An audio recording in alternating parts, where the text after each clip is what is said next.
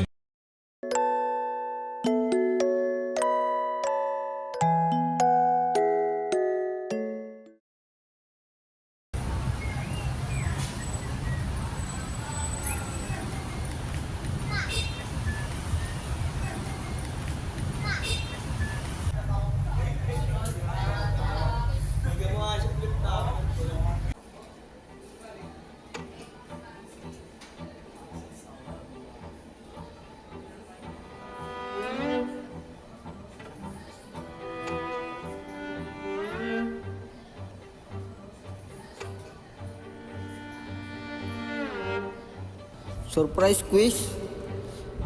Di ko to inaaral eh. Paano to? Patay ako na ito.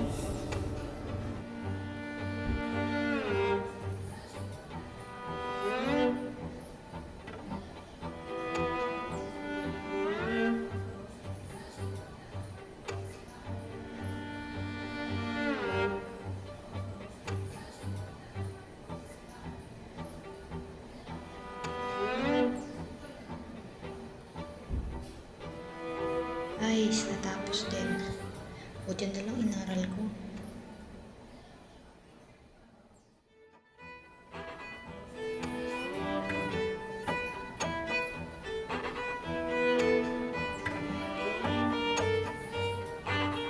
It is not the AI that makes education ugly.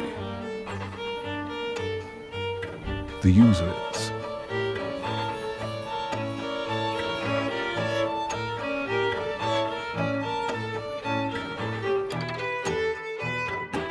Sinong user?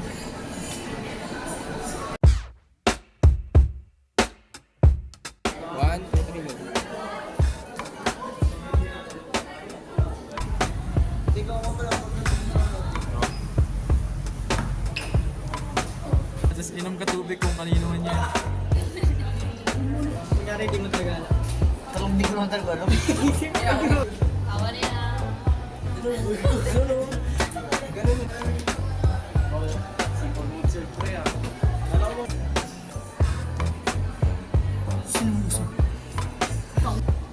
Ano? Nahihinig na naman siya. Ay, ito pala. Camera nga. Tandaan lang po mga boss.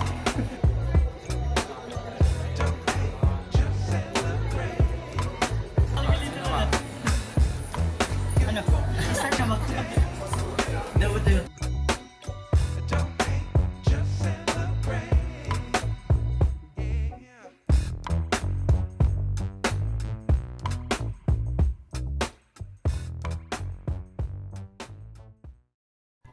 So yun, ito yung clips ng pag-edit ko using CapCut, and ginamit yung CapCut kasi user-friendly siya and madaling mag-edit dito.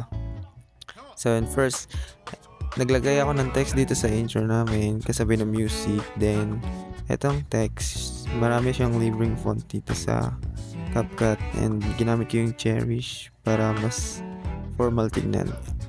Then yan, sinabay ko lang siya sa music and sa video. Tapos sa video naman, ito, nilagyan ko siya ng filter para mas maayos tignan.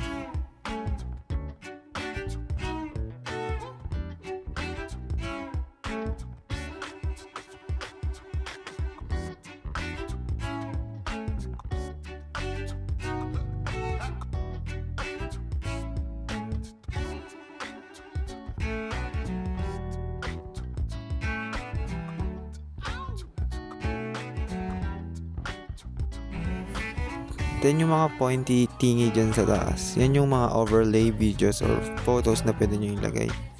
Then dito sa part na to, nilagyan ko siya ng simple animation lang, fade out. Makikita nyo yun siya pag click nyo overlay, then click nyo animation, tapos click nyo out.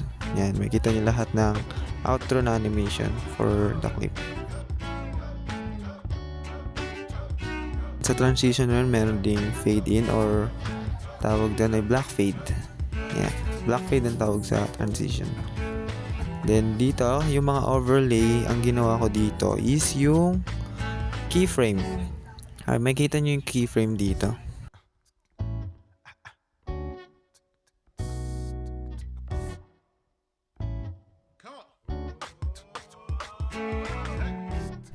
Okay, so yung keyframe na sinasabi natin, ito yung symbol na to, diamond symbol, na ginagamit natin from frame to another size or scale ng frame. So dito sa unahan, ang nilagay ko is ganong size ng frame ng overlay. Then sa dulo, mas malaki na siyang scale. Okay, so bali ang mangyayari from here na maliit hanggang dulo na next frame, lalaki siya. Para siyang nagsilbing animation. So, dito naman tayo sa title. Ito yung mga paborito kong gawin sa CapCut. Yung isasakto yung paglabas ng text sa beat. Okay. Then dito sa next is umilaw siya, di ba? Ang ginawa ko dito is yung libreng effect ng CapCut. Sa text, merong effects. Then scroll nyo lang and pili kayo kung anong design na gusto nyo. Then, yan yung pinili ko na para siyang fluorescent. Okay. Then, dito sa bad, ang animation niya is yung flickering. Yan, flicker effect. Ay, animation pala siya. Yan. Then, yan. Then, para sa sound effects niyan, syempre, naghanap ako ng sound effects from YouTube. Kaya dito sa CapCut. May libre sa CapCut. Yan. Fluorescent light turning on, broken light bulb sound effect.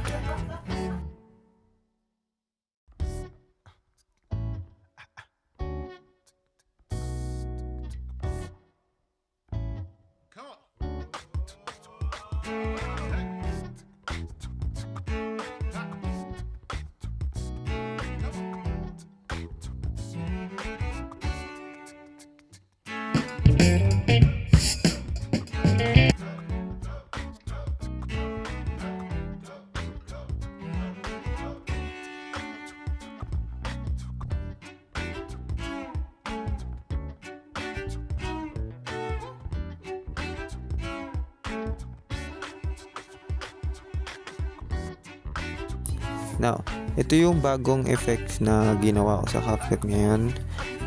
Yung nagpa-pop up na message and yung nagsislide na ano. So dito, yung slide na overlay yun, katulad nga kanina. Yung first keyframe niya is wala siya sa screen. Then ang next niya is nasa screen na siya pero konti lang. Bali, unang keyframe, wala siya. Next, lagay ka keyframe, lagay mo na siya sa screen. Yun na yung animation niya. Yan.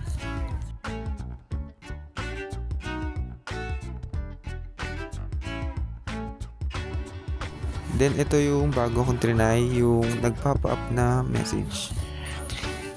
From screenshot, ginawa kong green yung background para lagyan ng chroma key. Tatanggalin yung green background para matira na lang yung message. Then dito, para magmukha siyang mag-pop up, keyframe ulit. Unang keyframe maliit, next malaki. Okay. Then, sa last, from normal to maliit. Same sa baba. Normal to maliit kasi sabay sila.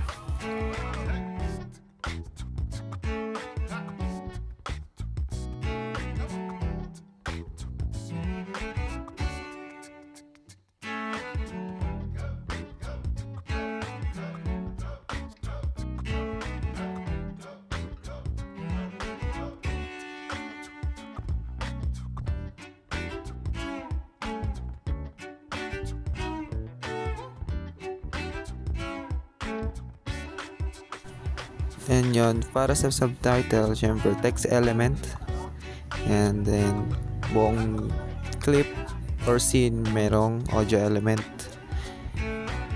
Then yung mga overlay, yun yung video elements. Okay, yun yung mga ginamit na may elements. Then ito, music box is an audio element.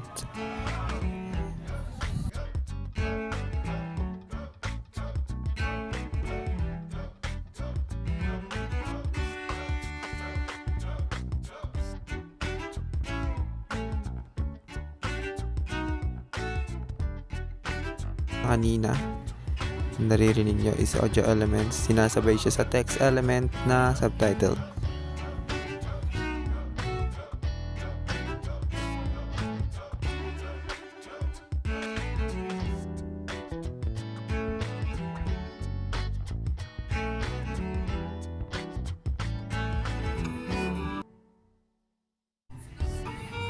And dito It is sa part not na the to, AI. text element ulit. Then, may animation. In and out. Then, labas ng user. Animation ulit. Then, siya yung matitira later. Okay. Yung sa boses naman niya, ang ginamit ko dito ay text to speech. So, papakita ko. Here, naging audio yung text. So, paano gagawin yan?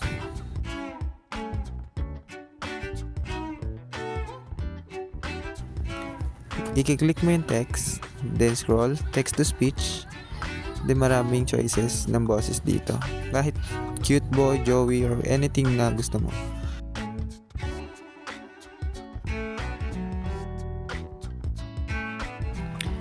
Then sa end credits, ang ginamit ko lang dito is keyframe ulit. First keyframe nasa baba, last keyframe nasa taas. Mag-animate na yun na pupunta siya sa taas.